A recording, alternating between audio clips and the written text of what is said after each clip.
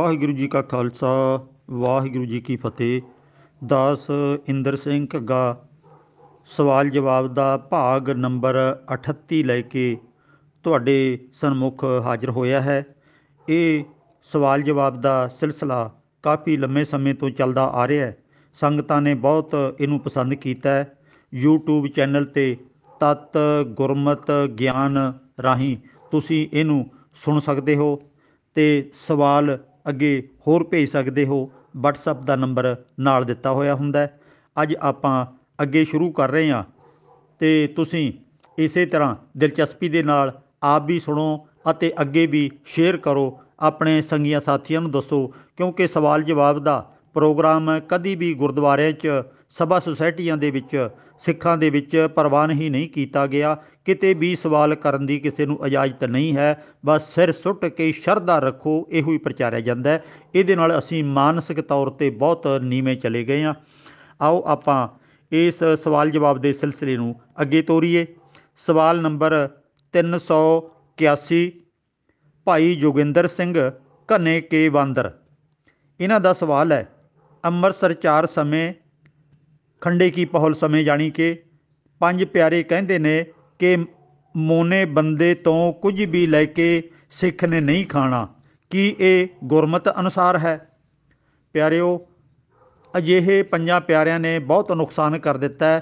ਇਹਨਾਂ ਡੇਰੇਦਾਰਾਂ ਨੇ ਆਪੋ ਆਪਣੀਆਂ ਮਰਿਆਦਾ ਬਣਾ ਲਈਆਂ, ਆਪੋ ਆਪਣੇ ਹੁਕਮਨਾਮੇ ਬਣਾ ਲਏ ਅਤੇ ਆਪੋ ਆਪਣੇ 5 ਪਿਆਰੇ ਬਣਾ ਲਏ। ਅਤੇ ਆਪਣੇ ਡੇਰੇ ਦੀ ਮਰਿਆਦਾ ਜਦੋਂ ਅਣਭੋਲ ਸਿੱਧੇ ਸਾਦੇ ਸ਼ਰਧਾਲੂ ਲੋਕ ਖੰਡੇ ਕੀ ਪਹੁਲ ਲੈਣ ਵਾਸਤੇ ਇਹਨਾਂ ਦੇ ਡੇਰਿਆਂ 'ਚ ਪਹੁੰਚ ਜਾਂਦੇ ਨੇ, ਇਹ ਆਪਣੀ ਮਰਿਆਦਾ ਉਹਨਾਂ ਦੇ ਅੰਦਰ ਥੋਪਦੇ ਨੇ। ਅਤੇ ਜੇ ਕਿਤੇ ਕੋਈ ਬੰਦਾ ਸਵਾਲ ਜਵਾਬ ਕਰੇ ਤਾਂ ਉਹਨੂੰ ਕਹਿੰਦੇ ਨੇ ਤਾਂ 5 ਪਿਆਰਿਆਂ ਦਾ ਦਿੱਤਾ ਗਿਆ ਹੁਕਮ ਹੈ।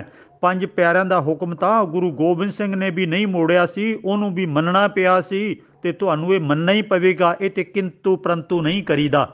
ਜਦੋਂ ਕਿ ਕਿਤੋਂ ਵੀ ਕਿਸੇ ਬੰਦੇ ਨੂੰ ਪਕੜ ਕੇ, ਜਿਹੜਾ ਬਹੁਤਾ ਗਿਆਨਵਾਨ ਨਹੀਂ ਹੈ, ਜਿਹਨੇ ਗੁਰਬਾਣੀ ਨੂੰ ਸਮਝਿਆ ਨਹੀਂ ਹੈ, ਜਿਹਨੇ ਕੋਈ ਬਹੁਤੀਆਂ ਕਿਤਾਬਾਂ ਵੀ ਨਹੀਂ ਪੜ੍ਹੀਆਂ, ਜਿਹਦਾ ਜ਼ਿੰਦਗੀ ਦਾ ਕੋਈ ਤਜਰਬਾ ਨਹੀਂ ਹੈ, ਉਹਦੇ ਲੰਮਾ ਝੱਗਾ ਚੋਲਾ ਪਵਾ ਕੇ, ਗੋਲ ਮੋਲ ਦਸਤਾਰ ਸਜਾ ਕੇ, ਹੱਥ 'ਚ ਕਿਰਪਾਨ ਪਕੜਾ ਕੇ ਉਹਨੂੰ 5 ਪਿਆਰਿਆਂ ਦੇ ਵਿੱਚ ਸ਼ਾਮਲ ਪਕੜ ਲਿਆ ਜਾਂਦਾ। ਅਸਲ ਦੇ ਵਿੱਚ ਉਹ ਕਿਸੇ ਨਾ ਕਿਸੇ ਸਾਧ ਦੇ ਡੇਰੇ ਦਾ ਸੇਵਕ ਹੁੰਦਾ ਅਤੇ ਜਿਵੇਂ ਸਾਧ ਕਹਿੰਦਾ ਉਸ ਤਰ੍ਹਾਂ ਦੀ ਮਰਿਆਦਾ ਉਹ ਲਾਗੂ ਕਰਵਾ ਦਿੰਦਾ।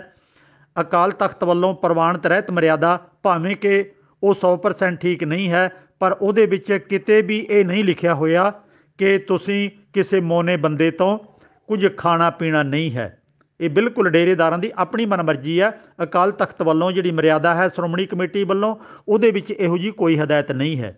ਰਹੀ ਗੱਲ ਮੋਨੇ ਬੰਦੇ ਤੋਂ ਹੱਥੋਂ ਲੈ ਕੇ ਕੁਝ ਖਾਣਾ ਨਹੀਂ, ਇਹ ਕਹਿੰਦੇ ਨੇ ਫਿਰ ਦੁਕਾਨਦਾਰ ਕਿੰਨੇ ਨੇ ਜਿਹੜੇ ਖੰਡੇ ਕੀ ਪਹੁਲ ਜਿਨ੍ਹਾਂ ਨੇ ਲਈ ਹੈ, ਉਹ ਤਾਂ ਸਾਰੇ ਮੋਨੇ ਨੇ। ਜਿਨ੍ਹਾਂ ਦੇ ਅਧੀਨ ਆਪਾਂ ਨੌਕਰੀਆਂ ਕਰਦੇ ਹਾਂ, ਉਹ ਤਾਂ ਸਾਰੇ ਹੀ ਮੋਨੇ ਨੇ। ਅਤੇ ਰੁੱਖਾਂ ਬਿਰਖਾਂ ਦੇ ਫਲ ਫਰੂਟ ਜਿਹੜੇ ਖਾਂਦੇ ਆ, ਇਹਨਾਂ ਦੇ ਕੀ ਕਰਾਂਗੇ? ਇਹਨਾਂ ਨੂੰ ਮੋਨੇ ਗਿਣਾਂਗੇ ਕਿ ਦਾੜੀ ਕੇਸਾਂ ਵਾਲੇ ਗਿਣਾਂਗੇ? ਅਤੇ ਅੰਨ ਦਾਣਾ ਜਿਹੜਾ ਕਣਕ ਛੋਲੇ ਮੱਕੀ ਬਾਜਰਾ ਅਸੀਂ ਖਾਂਦੇ ਹਾਂ, ਉਹਨੂੰ ਕਿਹੜੇ ਖਾਤੇ 'ਚ ਪਾਵਾਂਗੇ? ਇਹ ਸਾਰਾ ਕੁਝ ਭਰਮ ਜਾਲ ਸਾਧਾਂ ਦੇ ਡੇਰੇਦਾਰਾਂ ਨੇ ਇਸ ਤਰ੍ਹਾਂ ਸਾਡੇ ਮਨਾਂ 'ਚ ਖੜ੍ਹਾ ਕਰ ਦਿੱਤਾ। ਤੁਸੀਂ ਗੱਲ ਸਾਫ ਸਫਾਈ ਦੀ ਹੈ, ਸਾਫ ਸੁਥਰਾ ਭੋਜਨ, ਸਾਫ ਸੁਥਰਾ ਕੱਪੜਾ ਲੀੜਾ ਆਦਿਕ ਜਿਹੜੀਆਂ ਵੀ ਵਰਤੋਂ ਦੀਆਂ ਚੀਜ਼ਾਂ ਨੇ, ਜਿੱਥੋਂ ਵੀ ਤੁਹਾਨੂੰ ਚੰਗੀਆਂ ਲੱਗਦੀਆਂ ਨੇ ਤੁਸੀਂ ਲੈ ਸਕਦੇ ਹੋ, ਵਰਤ ਸਕਦੇ ਹੋ, ਪਹਿਨ ਸਕਦੇ ਹੋ, ਖਾ ਸਕਦੇ ਹੋ। ਕਿਸੇ ਤਰ੍ਹਾਂ ਦੀ ਕੋਈ ਪਾਬੰਦੀ ਨਹੀਂ ਹੈ। ਇਹ ਸਾਰੀ ਡੇਰੇਦਾਰਾਂ ਦਾ ਸਟੰਟ ਰਚਿਆ ਹੋਇਆ। ਅਸੀਂ ਭਾਵੇਂ ਉਹ 5 ਪਿਆਰੇ ਵੀ ਕਿਉਂ ਨਾ ਕਹਿੰਦੇ ਹੋਣ, ਜੇ 5 ਪਿਆਰੇ ਗੁਰਬਾਣੀ ਤੋਂ ਉਲਟ ਕੋਈ ਹੁਕਮ ਦਿੰਦੇ ਨੇ, ਅਸੀਂ ਉਹਨੂੰ ਮੰਨਣ ਨੂੰ ਤਿਆਰ ਨਹੀਂ ਹਾਂ। ਅੰਦਰ ਆਪਣੇ ਇੰਨੀ ਕੁ ਦਲੇਰੀ ਪੈਦਾ ਕਰੋ। ਸੋ ਮੋਨੇ ਦਾ ਅਤੇ ਅੰਮ੍ਰਿਤਧਾਰੀ ਦਾ ਪਖੰਡ ਇਹ ਨਹੀਂ ਕਰਨਾ, ਕਿਉਂਕਿ ਜਿਹੜੇ ਅੱਜ ਅੰਮ੍ਰਿਤਧਾਰੀ ਕਿਰਪਾਨਾਂ ਵਾਲੇ ਵੀ ਨਜ਼ਰ ਆਉਂਦੇ ਨੇ, ਉਹ ਤਾਂ ਵੱਢ ਖਾਣੇ ਹੋ ਚੁੱਕੇ ਹੋਏ ਨੇ, ਉਹ ਤਾਂ ਆਪ ਮੰਦੀਆਂ ਕਰਤੂਤਾਂ ਕਰ ਰਹੇ ਨੇ। ਸੋ ਇਹਨਾਂ ਗੱਲਾਂ ਦੇ ਵਿਸਥਾਰ 'ਚ ਆਪਾਂ ਨਾ ਜਾਈਏ। ਸੋ ਮੋਨੇ ਦਾ ਅਤੇ ਅੰਮ੍ਰਿਤਧਾਰੀ ਦਾ ਭਰਮ ਨਹੀਂ ਮਨ 'ਚ ਕਰਨਾ। ਭਾਵਨਾ ਹੈ ਸਾਫ ਸਫਾਈ ਦੀ, ਇੱਕ ਦੂਜੇ ਦਾ ਜੂਠਾ ਖਾਣ ਤੋਂ ਬਚਿਆ ਜਾਵੇ। ਭਾਵ ਕਿ ਕਈ ਬਿਮਾਰੀਆਂ ਜੂਠਾ ਖਾਣ ਨਾਲ ਇੱਕ ਦੂਜੇ ਦੇ ਲੱਗਦੀਆਂ ਨੇ। ਜਿਵੇਂ ਅੱਜ ਦੂਰੀ ਬਣਾ ਕੇ ਸਰਕਾਰਾਂ ਨੇ ਸਾਨੂੰ ਰਹਿਣ ਵਾਸਤੇ ਰੱਖਿਆ ਹੋਇਆ ਕਿ ਕਰੋਨਾ ਦੇ ਕਾਰਨ ਦੂਰੀਆਂ ਬਣਾ ਕੇ ਰੱਖੋ, ਇਸ ਤਰ੍ਹਾਂ ਸਮੇਂ ਸਮੇਂ 'ਤੇ ਲੋੜਾਂ ਦੇ ਮੁਤਾਬਕ ਬਹੁਤ ਕੁਝ ਕਰਨਾ ਪੈਂਦਾ। ਸੋ ਸਾਫ ਸਫਾਈ ਦਾ ਖਿਆਲ ਰੱਖਣਾ, ਹੋਰ ਕੋਈ ਭਰਮ ਮਨ ਦੇ ਵਿੱਚ ਨਹੀਂ ਲਿਆਉਣਾ। ਸਵਾਲ ਨੰਬਰ 382 ਗਿਆਨੀ ਸਰੂਪ ਸਿੰਘ ਪਠਾਨਕੋਟ, ਇਹਨਾਂ ਦਾ ਸਵਾਲ ਹੈ। JNK ਵਿੱਚ ਪੱਥਰ ਸਾਹਿਬ ਇੱਕ ਗੁਰਦੁਆਰਾ ਹੈ। ਮੰਨਤ ਹੈ ਭਈ ਉੱਥੇ ਰਾਖਸ਼ ਨੇ ਇੱਕ ਪੱਥਰ ਰੋੜ ਦਿੱਤਾ ਤੇ ਗੁਰੂ ਨਾਨਕ ਸਾਹਿਬ ਨੇ ਪਿੱਠ ਲਾ ਕੇ ਪੱਥਰ ਨੂੰ ਰੋਕ ਦਿੱਤਾ। ਉਸ ਪੱਥਰ ਤੇ ਪਿੱਠ ਦਾ ਨਿਸ਼ਾਨ ਬਣਿਆ ਹੋਇਆ ਹੈ। ਕੀ ਇਹ ਸੱਚ ਹੈ? ਗੁਰੂ ਪਿਆਰ ਵਾਲਿਓ, ਇਹ ਪਖੰਡ ਹੈ, ਨਿਰਾ ਝੂਠ ਹੈ। ਸਿੱਖਾਂ ਨੂੰ ਗੁੰਮਰਾਹ ਕੀਤਾ ਗਿਆ ਤੇ ਮੂਰਖ ਸਿੱਖ ਇਹਨੂੰ ਸੱਚ ਮੰਨ ਕੇ ਬਹਿ ਜਾਂਦੇ ਨੇ। ਜਿਹੜੇ ਗੁਰੂ ਨਾਨਕ ਸਾਹਿਬ ਨੇ ਪਰਉਪਕਾਰ ਕੀਤੇ ਸੀ, ਬਾਬਰ ਵਰਗਿਆਂ ਨੂੰ ਵੰਗਾਰ ਪਾਈ ਸੀ ਤੇ ਲੋਕਾਂ ਨੂੰ ਆਪਣੀ ਹੱਕ ਲੈਣ ਵਾਸਤੇ ਅੰਦਰ ਹਿੰਮਤ ਹੌਸਲਾ ਭਰਿਆ ਸੀ, ਉਹ ਤੇ ਸਾਰਾ ਵਿਸਾਰ ਦਿੱਤਾ ਤੇ ਪੱਥਰਾਂ ਨਾਲ ਪਿੱਠਾਂ ਲਵਾ ਕੇ ਗੁਰੂ ਨਾਨਕ ਸਾਹਿਬ ਨੂੰ ਬਿਠਾ ਦਿੱਤਾ ਤੇ ਉਹਦੀ ਗੁਰਦੁਆਰਾ ਬਣਾ ਕੇ ਪੂਜਾ ਸ਼ੁਰੂ ਕਰਵਾ ਦਿੱਤੀ ਹੈ। ਇਹ ਫੌਜੀ ਭਾਈਆਂ ਨੇ ਜ਼ਿਆਦਾ ਇਹਨੂੰ ਉਭਾਰਿਆ ਕਿਉਂਕਿ ਆਮ ਲੋਕ ਤਾਂ ਉੱਧਰ ਜਾ ਨਹੀਂ ਸਕਦੇ ਤੇ ਫੌਜੀ ਭਾਈ ਤਾਂ ਇੱਕ ਮਰੇ ਹੋਏ ਸੂਬੇਦਾਰ ਦੀ ਅੱਜ ਤੱਕ ਰੂਹ ਨੂੰ ਵੀ ਕਲਪਤ ਤੌਰ 'ਤੇ ਆਪਣੇ ਨਾਲ ਲਈ ਫਿਰਦੇ ਨੇ। ਉਹਦੀ ਪੈਨਸ਼ਨ ਵਗੈਰਾ ਵੀ ਉਹਦੇ ਘਰ ਨੂੰ ਭੇਜ ਰਹੇ ਨੇ ਤੇ ਸਾਲ ਪਿੱਛੋਂ ਉਹਨੂੰ ਛੁੱਟੀ ਵੀ ਦਿੱਤੀ ਜਾਂਦੀ ਹੈ। ਉਹਦੀ ਕੱਪੜਾ ਲੀੜਾ ਲੈ ਕੇ ਰੂਹ ਦਾ ਬਹਾਨਾ ਕਰਕੇ ਰੇਲਾਂ 'ਚ ਬੱਸਾਂ 'ਚ 5-4 ਬੰਦੇ ਉਹਦੇ ਬਾਡੀਗਾਰਡ ਬਣ ਕੇ ਤੇ ਉਹਦੇ ਘਰ ਦੇ ਵਿੱਚ ਛੁੱਟੀ ਕਟਾਉਣ ਵੀ ਲੈ ਕੇ ਜਾਂਦੇ ਨੇ। ਹੋਰ ਬਹੁਤ ਸਾਰਾ ਪਖੰਡ ਇਹੋ ਜਿਹਾ ਚੱਲਿਆ ਹੋਇਆ। ਇਸ ਗੁਰਦੁਆਰੇ ਦੇ ਵਿੱਚ ਕੋਈ ਗੁਰੂ ਨਾਨਕ ਸਾਹਿਬ ਪਿੱਠ ਲਾ ਕੇ ਨਹੀਂ ਬੈਠੇ, ਨਾ ਇਹੋ ਜਿਹਾ ਪੱਥਰ ਕੋਈ ਰੋਕਿਆ ਤੇ ਨਾ ਪੱਥਰ ਇਸ ਤਰ੍ਹਾਂ ਰੋਕੇ ਜਾ ਸਕਦੇ ਨੇ। ਤੇ ਜੇ ਉਦੋਂ ਇਸ ਤਰ੍ਹਾਂ ਪੱਥਰ ਰੋਕੇ ਜਾਂਦੇ ਸੀ ਤੇ ਸਿੱਖਾਂ 'ਤੇ ਜਦੋਂ ਕੋਈ ਮੁਸੀਬਤਾਂ ਆਉਂਦੀਆਂ ਨੇ ਤਾਂ ਉਦੋਂ ਅੱਜ ਇਹ ਕਹਾਣੀਆਂ ਪਾਉਣ ਵਾਲੇ ਉਹਨਾਂ ਮੁਸੀਬਤਾਂ ਨੂੰ ਕਿਉਂ ਨਹੀਂ ਰੋਕ ਲੈਂਦੇ? ਉਹਨਾਂ ਹਮਲਿਆਂ ਨੇ ਕਿਉਂ ਨਹੀਂ ਰੋਕ ਲੈਂਦੇ? ਖੁਦ ਦਰਬਾਰ ਸਾਹਿਬ 'ਤੇ ਰੋਜ਼ਾਨਾ ਪਿੱਟ ਸਿਆਪਾ ਕਰਦੇ ਨੇ ਕਿ ਹਮਲਾ ਹੋ ਗਿਆ, ਉਦੋਂ ਆਪਣੀਆਂ ਕਰਾਮਾਤੀ ਸ਼ਕਤੀਆਂ ਦੇ ਨਾਲ ਉਸ ਹਮਲੇ ਨੂੰ ਦਰਬਾਰ ਸਾਹਿਬ 'ਤੇ ਕਿਉਂ ਨਾ ਰੋਕਿਆ ਗਿਆ? ਤੇ ਅਨੇਕਾਂ ਮੁਸੀਬਤਾਂ ਸਿੱਖਾਂ 'ਤੇ ਹੋਰ ਵੀ ਆਉਂਦੀਆਂ ਨੇ, ਉਹਨਾਂ ਨੂੰ ਤਾਂ ਕਦੇ ਨਹੀਂ ਰੋਕਿਆ ਗਿਆ। ਖੈਰ, ਸਿੱਖਾਂ ਦੀ ਅਕਲ ਦਾ ਜਨਾਜ਼ਾ ਇੰਨਾ ਨਿਕਲ ਚੁੱਕਿਆ। ਇਹ ਤਾਂ ਪੱਥਰ ਸਾਹਿਬ ਗੁਰਦੁਆਰਾ ਹੈ ਤੇ ਇੱਥੇ ਤਾਂ ਗੁਰਦੁਆਰਿਆਂ ਦੇ ਨਾਮ ਤਿੱਤਰ ਸਾਹਿਬ, ਬਟੇਰਾ ਸਾਹਿਬ, ਟਾਹਲੀ ਸਾਹਿਬ, ਜੰਡ ਸਾਹਿਬ। ਪੰਜਾਬ ਦੇ ਵਿੱਚ ਮੈਂ ਅਗਲੇ ਹਿੱਸਿਆਂ 'ਚ ਜਿਹੜੀ ਹਸਤ ਖੇਲਤ ਤੇਰੇ ਦਿਉਰੇ ਆਇਆ ਕਿਤਾਬ ਦੇ ਵਿੱਚ ਬਹੁਤ ਮੈਟਰ ਮੈਂ ਪਾਇਆ ਹੋਇਆ, ਉਹਦੇ ਵਿੱਚੋਂ ਇਹੋ ਜਿਹੀਆਂ ਸਾਰੀਆਂ ਗੱਲਾਂ ਮੈਂ ਸਾਹਮਣੇ ਲਿਆ ਰਿਹਾ। ਉਹਦੇ ਵਿੱਚ ਬਕਾਇਦਾ ਇੱਕ ਲੰਮਾ ਲੇਖ ਲੈ ਕੇ ਮੈਂ ਇਸ ਤਰ੍ਹਾਂ ਦਾ ਪਾਇਆ ਹੋਇਆ, ਤੁਹਾਡੇ ਸਨਮੁਖ ਰੱਖਾਂਗਾ। ਗੁਰੂ ਸਾਹਿਬ ਦੀਆਂ 2 ਜੁੱਤੀਆਂ ਜੋੜੇ, ਇੱਕ ਫਰੀਦਕੋਟ ਦੇ ਲਾਗੇ ਤੇ ਇੱਕ ਕੁਰੂਕਸ਼ੇਤਰ ਜ਼ਿਲ੍ਹੇ ਦੇ ਵਿੱਚ ਹਰਿਆਣੇ ਦੇ ਵਿੱਚ 2 ਗੁਰਦੁਆਰਿਆਂ ਦਾ ਨਾਮ ਗੁਰੂ ਦੀ ਜੁੱਤੀ ਦੇ ਨਾਮ 'ਤੇ ਟਿਕਿਆ ਹੋਇਆ ਹੈ। ਭਾਵ ਕਿ ਗੁਰਦੁਆਰਾ ਜੋੜਾ ਸਾਹਿਬ ਫਰੀਦਕੋਟ ਦੇ ਲਾਗੇ ਅਤੇ ਕੁਰੂਕਸ਼ੇਤਰ ਜ਼ਿਲ੍ਹੇ ਦੇ ਵਿੱਚ ਹਰਿਆਣੇ 'ਚ, ਤੇ ਉਸ ਗੁਰਦੁਆਰੇ ਦਾ ਨਾਮ ਜੁੱਤੀ ਸਾਹਿਬ ਤੇ ਗੁਰੂ ਸਾਹਿਬ ਦੀਆਂ ਜੁੱਤੀਆਂ ਗੁਰੂ ਗ੍ਰੰਥ ਸਾਹਿਬ ਦੇ ਕੋਲੇ ਰੱਖੀਆਂ ਹੋਈਆਂ ਨੇ। ਅੱਜ ਤੱਕ ਇਹ ਹਾਲਤ ਵਾਪਰ ਰਹੀ ਹੈ। ਗੁਰੂ ਪਿਆਰ ਵਾਲਿਓ, ਇੰਨੀ ਨਿੱਘਰ ਚੁੱਕੀ ਹੈ ਸਾਡੀ ਅਕਲ। ਜੇ ਗੁਰੂ ਸਾਹਿਬ ਉੱਥੇ ਆਏ ਸੀ ਮੰਨਿਆ ਜਾਂਦਾ ਹੈ ਤਾਂ ਉਹ ਗੁਰੂ ਸਾਹਿਬ ਦੇ ਨਾਂ 'ਤੇ ਗੁਰਦੁਆਰੇ ਦਾ ਨਾਮ ਧਰ ਲੈਂਦੇ, ਕਾਫੀ ਬਿਹਤਰ ਸੀ। ਪਰ ਉਹਨਾਂ ਦੀ ਜੁੱਤੀ ਦੇ ਨਾਮ 'ਤੇ ਧਰਨਾ ਗੁਰਦੁਆਰਾ। ਪਤਾ ਨਹੀਂ ਕਿੰਨਾ ਕੁਝ ਸਿੱਖਾਂ ਦੇ ਅੰਦਰ ਕੂੜਾ ਕਚਰਾ ਭਰ ਚੁੱਕਿਆ ਹੋਇਆ ਜਿਹੜਾ ਨਿਕਲਣ ਦਾ ਨਾਂ ਨਹੀਂ ਲੈਂਦਾ। ਅੱਜ ਤੱਕ ਇਹੋ ਜਿਹੇ ਘਟੀਆ ਨਾਮ ਗੁਰਦੁਆਰਿਆਂ ਦੇ ਮੌਜੂਦ ਨੇ। ਸੋ ਪੱਥਰ ਸਾਹਿਬ ਜਾਂ ਜੰਡ ਸਾਹਿਬ ਜਾਂ ਕਿੱਕਰ ਸਾਹਿਬ ਜਾਂ ਬੇਰੀ ਸਾਹਿਬ ਜਾਂ ਟਾਹਲੀ ਸਾਹਿਬ, ਇਹਦਾ ਕੋਈ ਮਤਲਬ ਨਹੀਂ ਹੈ ਸਿੱਖ ਧਰਮ ਦੇ ਨਾਲ। ਚਾਹੀਦਾ ਤਾਂ ਇਹ ਸੀ ਜਿਹੜੇ ਆਮ ਗੁਰਦੁਆਰੇ ਨੇ ਉਹਦਾ ਨਾਮ ਹੁੰਦਾ ਗੁਰਦੁਆਰਿਆਂ ਦਾ ਸਿੱਖ ਸੰਗਤ, ਸਿੰਘ ਸਭਾ ਆਦਿਕ ਉਹਦੇ ਨਾਮ ਰੱਖੇ ਜਾਂਦੇ। ਜਾਂ ਜੇ ਇਤਿਹਾਸਕ ਗੁਰਦੁਆਰਾ ਹੈ ਤਾਂ ਉਸ ਇਤਿਹਾਸਕ ਘਟਨਾ ਦੇ ਕਾਰਨ ਗੁਰੂ ਸਾਹਿਬ ਦਾ ਨਾਮ ਉੱਥੇ ਲਿਖਿਆ ਜਾ ਸਕਦਾ ਸੀ ਕਿ ਗੁਰੂ ਸਾਹਿਬ ਇੱਥੇ ਆਏ ਸੀ ਗੁਰੂ ਗੋਬਿੰਦ ਸਿੰਘ ਦੇ ਨਾਮ 'ਤੇ, ਗੁਰੂ ਤੇਗ ਬਹਾਦਰ ਦੇ ਨਾਮ 'ਤੇ। ਇਸ ਤਰ੍ਹਾਂ ਗੁਰਦੁਆਰੇ ਦਾ ਨਾਮ ਹੁੰਦਾ, ਨਾ ਕਿ ਜੁੱਤੀਆਂ ਜੋੜਿਆਂ ਦੇ ਨਾਮ 'ਤੇ, ਨਾ ਕਿ ਪੱਥਰਾਂ ਦੇ ਨਾਮ 'ਤੇ, ਨਾ ਕਿ ਪੰਜਾਂ ਦੇ ਨਾਮ 'ਤੇ। ਪਤਾ ਨਹੀਂ ਕਿਹੜੇ ਕਿਹੜੇ ਨਾਮਾਂ 'ਤੇ ਗੁਰਦੁਆਰਿਆਂ ਦੇ ਨਾਮ ਰੱਖੇ ਪਏ ਹੈ। ਸਾਨੂੰ ਗੁਰਬਾਣੀ ਤਾਂ ਸਮਝਣੀ ਪੜ੍ਹਨੀ ਬਹੁਤ ਦੂਰ ਦੀ ਗੱਲ ਹੈ। ਅੱਜ ਤੱਕ ਸਿੱਖਾਂ ਨੂੰ ਗੁਰਦੁਆਰਿਆਂ ਦੇ ਨਾਮ ਤੱਕ ਨਹੀਂ ਰੱਖਣੇ ਆਏ। ਆਖੋ ਸਤਨਾਮ। ਇਹ ਹਾਲਤ ਹੋ ਰਹੀ ਹੈ ਭਾਈ ਸਾਡੀ। ਸੰਭਲੋ, ਗਿਆਨ ਹਾਸਲ ਕਰੋ। ਇਹ ਪੱਥਰ ਸਾਹਿਬ ਦਾ ਇਸ ਤਰ੍ਹਾਂ ਦਾ ਕੋਈ ਇਤਿਹਾਸ ਨਹੀਂ ਹੈ। ਗੁਰੂ ਸਾਹਿਬ ਨਾਲ ਐਵੇਂ ਜੋੜਿਆ ਹੋਇਆ ਤੇ ਕਹਾਣੀ ਸਾਰੀ ਇਹ ਝੂਠ 'ਤੇ ਆਧਾਰਿਤ ਹੈ। ਸਵਾਲ ਨੰਬਰ 383 ਗਿਆਨੀ ਸਰੂਪ ਸਿੰਘ ਪਠਾਨਕੋਟ। ਇਹਨਾਂ ਦਾ ਸਵਾਲ ਹੈ, ਆਨੰਦ ਕਰੋ ਮਿਲ ਸੁੰਦਰ ਨਾਰੀ, ਗੁਰੂ ਨਾਨਕ ਮੇਰੀ ਪੈਜ ਸੰਵਾਰੀ। 806 ਨੰਬਰ ਪੰਨੇ ਦੇ ਉੱਤੇ ਇਹ ਸ਼ਬਦ ਹੈ। ਇਹਨਾਂ ਨੇ ਪੁੱਛਿਆ ਇੱਥੇ ਸੁੰਦਰ ਨਾਰੀ ਕਿਸ ਨੂੰ ਕਿਹਾ ਹੈ? ਇੱਥੇ ਧਿਆਨ ਰਵੇ, ਜਦੋਂ ਪੂਰੇ ਸ਼ਬਦ ਦੇ ਵਿੱਚੋਂ ਕੋਈ ਇੱਕ ਪੰਗਤੀ ਚੁੱਕ ਕੇ ਆਪਾਂ ਅਰਥ ਕਰਨ ਦਾ ਯਤਨ ਕਰਾਂਗੇ ਉਹ ਅਰਥ ਗਲਤ ਹੋਣਗੇ। ਪੂਰਾ ਸ਼ਬਦ ਪੜ੍ਹਿਆ ਜਾਵੇ ਤੇ ਇਹ ਚੇਤਾ ਰੱਖਿਆ ਜਾਵੇ ਹਮੇਸ਼ਾ ਕਿ ਅਸੀਂ ਇੱਕ ਨੂੰ ਮੰਨਣ ਵਾਲੇ ਹਾਂ। ਜਿਹੜਾ ਇੱਕ ਸਾਰੀ ਕਾਇਨਾਤ ਦੇ ਜਰੇ ਜ਼ਰੇ ਦੇ ਵਿੱਚ ਮੌਜੂਦ ਹੈ, ਕਿਤੇ ਵੱਖਰਾ ਬੈਠਾ ਹੋਇਆ ਰੱਬ ਨਹੀਂ ਹੈ, ਉਹਨੂੰ ਸਾਹਮਣੇ ਰੱਖੀਏ। ਅਤੇ ਅਸੀਂ ਜੀਵ ਜੰਤੂ ਪਸ਼ੂ ਪੰਛੀ ਉਸੇ ਦਾ ਹੀ ਇੱਕ ਬਦਲਵਾਂ ਰੂਪ ਹਾਂ। ਸਾਡੇ ਅੰਦਰ ਉਹ ਸ੍ਰਿਸ਼ਟੀ ਦਾ ਜਿਹੜਾ ਨਿਯਮ ਹੈ ਉਹ ਸਾਡੇ ਸਾਰਿਆਂ ਦੇ ਅੰਦਰ ਆਪਣੇ ਆਪ ਕੰਮ ਕਰ ਰਿਹਾ। ਹੁਣ ਇੱਥੇ ਇਹਨਾਂ ਨੇ ਪੁੱਛਿਆ, ਆਨੰਦ ਕਰੋ ਮਿਲ ਸੁੰਦਰ ਨਾਰੀ, ਗੁਰੂ ਨਾਨਕ ਮੇਰੀ ਪੈਜ ਸਮਾਰੀ। ਪਹਿਲਾਂ ਤਾਂ ਇਹ ਸਾਰਾ ਆਪਾਂ ਸ਼ਬਦ ਪੜ੍ਹ ਲਈਏ ਕਿ ਇੱਥੇ ਸੁੰਦਰ ਨਾਰੀ ਤੋਂ ਕੀ ਭਾਵ ਹੈ। ਜਦੋਂ ਅਸੀਂ ਅਧੂਰੀ ਪੰਕਤੀ ਚੁੱਕਦੇ ਹਾਂ ਉਦੋਂ ਠੀਕ ਜਵਾਬ ਨਹੀਂ ਮਿਲਦਾ। ਸ਼ਾਂਤ ਪਾਈ ਗੁਰ ਸਤਿਗੁਰ ਪੂਰੇ, ਸਾਡਾ ਮਨ ਸ਼ਾਂਤ ਹੋ ਗਿਆ, ਗੁਰੂ ਨੇ ਸਾਨੂੰ ਗਿਆਨ ਦੇ ਦਿੱਤਾ। ਸੁਖ ਉਪਜੇ ਬਾਜੇ ਅਨਹਦ ਤੂਰੇ, ਸਾਡੇ ਦੁੱਖਾਂ ਦਾ ਖਾਤਮਾ ਹੋ ਗਿਆ ਅਤੇ ਅਸੀਂ ਸੁਖੀ ਹੋ ਗਏ ਅਤੇ ਮਾਨੋ ਖੁਸ਼ੀਆਂ ਦੇ ਗੀਤ ਗਾਏ ਜਾਣ ਲੱਗ ਪਏ। ਰਹਾਓ ਤਾਪ ਪਾਪ ਸੰਤਾਪ ਵਿਨਾਸੇ, ਜਦੋਂ ਅਸੀਂ ਗਿਆਨਵਾਨ ਬਣ ਗਏ ਤਾਂ ਸਾਡੇ ਤਾਪ ਪਾਪ ਅਤੇ ਹੋਰ ਬੁਰੇ ਕੰਮ ਉਹ ਆਪਣੇ ਆਪ ਖਤਮ ਹੋ ਜਾਣਗੇ। ਭਾਵ ਕਿ ਅਸੀਂ ਬੁਰੇ ਕੰਮ ਫਿਰ ਨਹੀਂ ਕਰਾਂਗੇ ਅਤੇ ਬਿਮਾਰੀਆਂ ਤੋਂ ਵੀ ਬਚ ਜਾਵਾਂਗੇ। ਹਰ ਸਿਮਰਤ ਕਿਲ ਬਿਖ ਸਭ ਨਾਸੇ, ਪ੍ਰਭੂ ਪਰਮਾਤਮਾ ਦੇ ਨਿਯਮਾਂ ਨੂੰ ਸਮਝ ਕੇ ਅਸੀਂ ਸਾਰੀਆਂ ਬੁਰਾਈਆਂ ਨੂੰ ਤਿਆਗ ਦੇਵਾਂਗੇ। ਫਿਰ ਕੀ ਹੋਵੇਗਾ? ਆਨੰਦ ਕਰੋ ਮਿਲ ਸੁੰਦਰ ਨਾਰੀ। ਅਤੇ ਫਿਰ ਸਾਡਾ ਇਹ ਸਤਸੰਗੀ ਨੇ ਜਿਹੜੇ ਸਾਰੇ ਇੱਥੇ, ਜਿਵੇਂ ਕਿ ਅਸੀਂ ਬੀਬੀਆਂ ਭੈਣਾਂ ਦੇ ਵਿੱਚ ਉਹਨਾਂ ਨੂੰ ਭੈਣਾਂ ਨਾਰੀਆਂ ਕਹਿ ਕੇ ਸੰਬੋਧਨ ਕਰ ਦਿੰਦੇ ਹਾਂ, ਇੱਥੇ ਗੁਰੂ ਸਾਹਿਬ ਨੇ ਆਪਣੇ ਸਤਸੰਗੀਆਂ ਨੂੰ ਸਮਝਾਉਣ ਦਾ ਉਪਰਾਲਾ ਕੀਤਾ। ਐ ਮੇਰੇ ਸਤਸੰਗੀ ਭਾਈਓ ਭੈਣੋ, ਤੁਸੀਂ ਆਨੰਦ ਅਵਸਥਾ ਦੇ ਵਿੱਚ ਰਹੋ, ਕਦੀ ਵੀ ਡੋਲਣਾ ਨਹੀਂ, ਸਦਾ ਚੜ੍ਹਦੀ ਕਲਾ 'ਚ ਰਹਿਣਾ, ਖੁਸ਼ੀਆਂ ਮਾਣੋ। ਆਨੰਦ ਕਰੋ ਮਿਲ ਸੁੰਦਰ ਨਾਰੀ, ਗੁਰੂ ਨਾਨਕ ਮੇਰੀ ਪੈਜ ਸਮਾਰੀ। ਕਿਉਂਕਿ ਗੁਰੂ ਨਾਨਕ ਸਾਹਿਬ ਸੱਚੇ ਪਾਤਸ਼ਾਹ ਨੇ ਸਾਨੂੰ ਇਹ ਉੱਤਮ ਗਿਆਨ ਦੇ ਦਿੱਤਾ ਕਿ ਬੁਰਾਈਆਂ ਤੋਂ ਬਚੋ, ਸਦਾ ਚੰਗੇ ਇਨਸਾਨ ਬਣੋ, ਚੜ੍ਹਦੀ ਕਲਾ 'ਚ ਰਹੋ।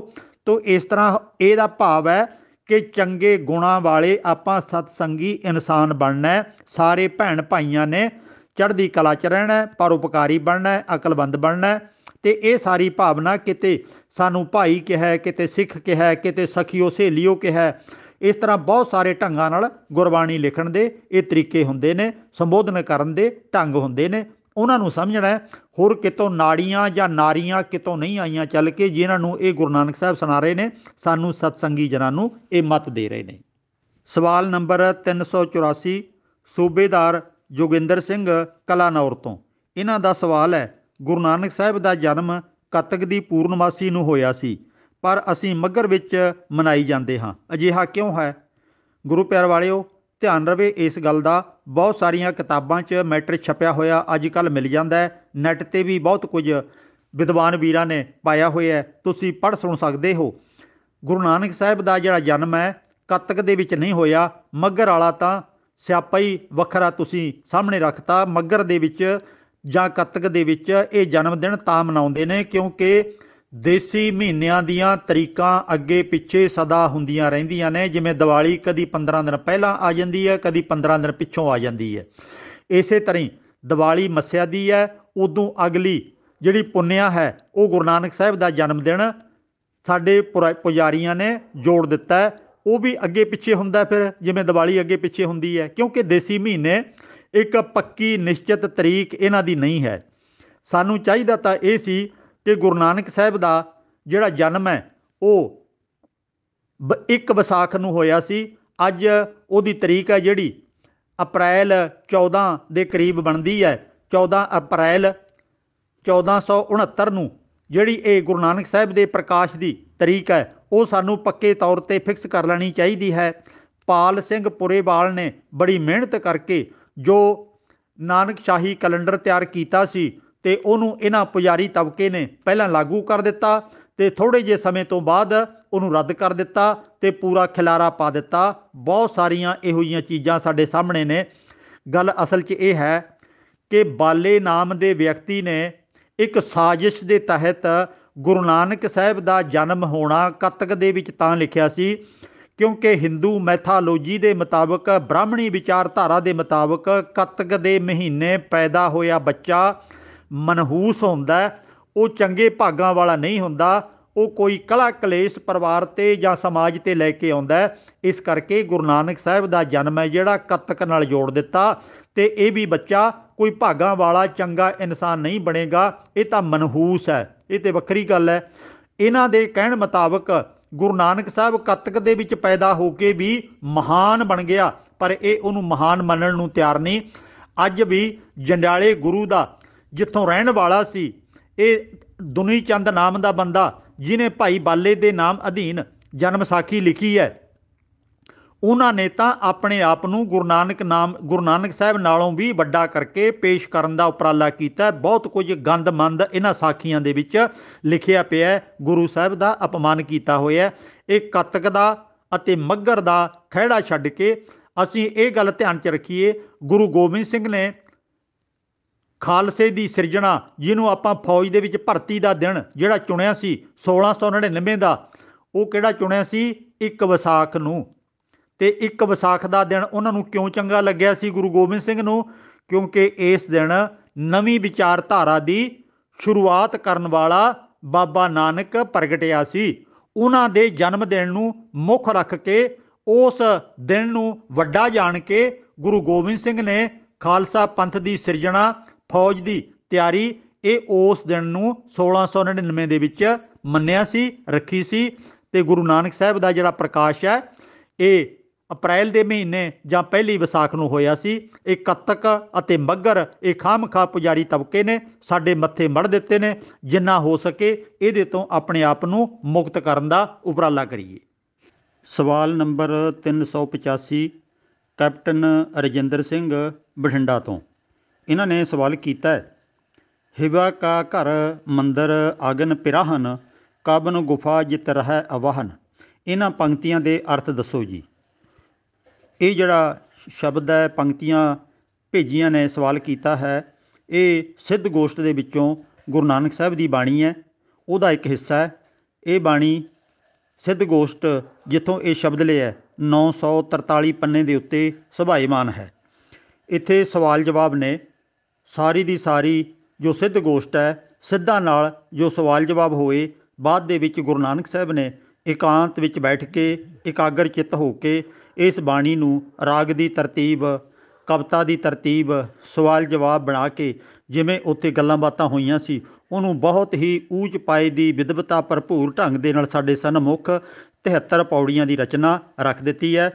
ਤੇ ਅਸੀਂ ਤਾਂ ਕਹੀ ਜਾਂਦੇ ਹਾਂ ਸਵਾਲ ਜਵਾਬ ਨਹੀਂ ਕਰਨੇ, ਸ਼ਰਧਾ ਰੱਖਣੀ ਹੈ। ਤੇ ਗੁਰੂ ਨਾਨਕ ਸਾਹਿਬ ਨੇ ਉੱਥੇ ਵਿਰੋਧੀਆਂ ਨਾਲ ਵੀ ਜਾ ਕੇ ਸਵਾਲ ਜਵਾਬ ਕੀਤੇ ਨੇ ਤੇ ਉਹਨਾਂ ਦੀ ਪੂਰੀ ਤਰ੍ਹਾਂ ਤਸੱਲੀ ਕਰਵਾ ਦਿੱਤੀ ਹੈ। ਤੇ ਲਗਭਗ ਯੋਗ ਮਤ ਘੱਟੋ ਘੱਟ ਪੰਜਾਬ ਦੇ ਵਿੱਚੋਂ, ਹਰਿਆਣੇ 'ਚੋਂ, ਯਾਨੀ ਕਿ ਉੱਤਰੀ ਭਾਰਤ ਦੇ ਵਿੱਚੋਂ ਜਿਹੜਾ ਯੋਗ ਮਤ ਬਹੁਤ ਉੱਚੇ ਲੈਵਲ 'ਤੇ ਪ੍ਰਭਾਵੀ ਸੀ ਲੋਕਾਂ ਦੇ ਉੱਤੇ, ਉਹਦਾ ਖਾਤਮਾ ਹੋ ਚੁੱਕਿਆ ਹੋਇਆ। ਬਿਰਲਾ ਟਾਮਾ ਕੋਈ ਐਵੇਂ ਜਟਾਂ ਦੇ ਵਿੱਚ ਸੁਆਹ ਪਾ ਕੇ ਤੁਰਿਆ ਫਿਰਦਾ ਹੋਵੇ ਬੇਸ਼ੱਕ, ਪਰ ਯੋਗ ਮਤ ਇੱਧਰੋਂ ਭਾਰਤ ਦੇ ਵਿੱਚੋਂ, ਉੱਤਰੀ ਭਾਰਤ ਦੇ ਵਿੱਚੋਂ ਖਤਮ ਹੋ ਚੁੱਕਿਆ ਹੋਇਆ। ਇਹ ਗੁਰੂ ਨਾਨਕ ਸਾਹਿਬ ਦੀ ਮਹਾਨਤਾ ਹੈ। ਜਿਹੜਾ ਵਿਹਲੜਾਂ ਨੂੰ ਉਹਨਾਂ ਨੇ ਬਿਲਕੁਲ ਖਾਤਮੇ ਦੇ ਨੇੜੇ ਪਹੁੰਚਾ ਦਿੱਤਾ ਤੇ ਅਸੀਂ ਲਗਭਗ ਉਹਨਾਂ ਵਰਗੇ ਕੰਮ ਫਿਰ ਕਰੀ ਜਾਂਦੇ ਹਾਂ ਗੁਰਦੁਆਰਿਆਂ ਦੇ ਵਿੱਚ। ਸਾਨੂੰ ਅਜੇ ਵੀ ਸਮਝ ਨਹੀਂ ਆਈ ਕਿ ਗੁਰਬਾਣੀ ਸਾਨੂੰ ਕੀ ਕਹਿੰਦੀ ਹੈ। ਇਹਨਾਂ ਨੇ ਜੋ ਸਵਾਲ ਕੀਤਾ, ਹਿਵੈ ਕਾ ਘਰ ਮੰਦਰ ਅਗਨ ਪਿਰਾਹਨ, ਕਬਨ ਗੁਫਾ ਜਿਤ ਰਹਿ ਅਵਾਹਨ। ਇੱਥੇ ਉਹਨਾਂ ਨੇ, ਜਿਹੜੇ ਯੋਗੀ ਨੇ, ਉਹਨਾਂ ਨੇ ਸਵਾਲ ਕੀਤਾ ਗੁਰੂ ਨਾਨਕ ਸਾਹਿਬ ਨੂੰ ਕਿ ਤੁਸੀਂ ਹੋਰ ਬਹੁਤ ਗੱਲਾਂ ਸਾਨੂੰ ਦੱਸ ਦਿੱਤੀਆਂ। ਉਹ ਕਹਿੰਦੇ ਨੇ, ਮੈਣ ਕੇ ਦੰਤ ਕਿਉਂ ਖਾਈਐ ਸਾਰ। ਹੇ ਬਾਬਾ ਨਾਨਕ ਜੀ, ਤੁਸੀਂ ਦੱਸੋ, ਅਸੀਂ ਇੰਨੇ ਕਮਜ਼ੋਰ ਹਾਂ ਅਤੇ ਦੁਨਿਆਵੀ ਪਦਾਰਥ ਆਦਿਕ ਇਸ ਤਰ੍ਹਾਂ ਨੇ ਸਾਡੇ ਨਾਲ ਮੁਸ਼ਕਲਾਂ ਜਿਹੜੀਆਂ ਸਾਹਮਣੇ ਆਉਂਦੀਆਂ ਨੇ। ਮਾਨੋ ਮੋਮ ਦੇ ਦੰਦਾਂ ਨਾਲ ਤੁਸੀਂ ਤਾਂ ਲੋਹਾ ਖਾਣ ਵਾਲੀ ਗੱਲ ਕਰਦੇ ਹੋ। ਜਿਵੇਂ ਅੱਜ ਵੀ ਅਸੀਂ ਕਹਿ ਦਿੰਦੇ ਹਾਂ ਵੀ ਹਕੂਮਤ ਇੰਨੀ ਤਾਕਤਵਰ, ਅਸੀਂ ਇੰਨੇ ਕਮਜ਼ੋਰ, ਹਕੂਮਤ ਨਾਲ ਕਿਵੇਂ ਟੱਕਰ ਲਈਏ। ਇਹ ਬਿਲਕੁਲ ਉਸੇ ਤਰ੍ਹਾਂ ਹੀ ਗੱਲ ਹੈ ਜਿਵੇਂ ਮੋਮ ਦੇ ਦੰਦਾਂ ਨਾਲ ਲੋਹਾ ਖਾਣ ਵਾਲੀ ਗੱਲ ਹੈ। ਗੁਰੂ ਨਾਨਕ ਸਾਹਿਬ ਨੂੰ ਇਹ ਕਹਿੰਦੇ ਨੇ, ਮੈਣ ਕੇ ਦੰਤ ਕਿਉਂ ਖਾਈਐ ਸਾਰ, ਜਿਤ ਗਰਭ ਜਾਏ ਸੋ ਕਵਣ ਆਹਾਰ।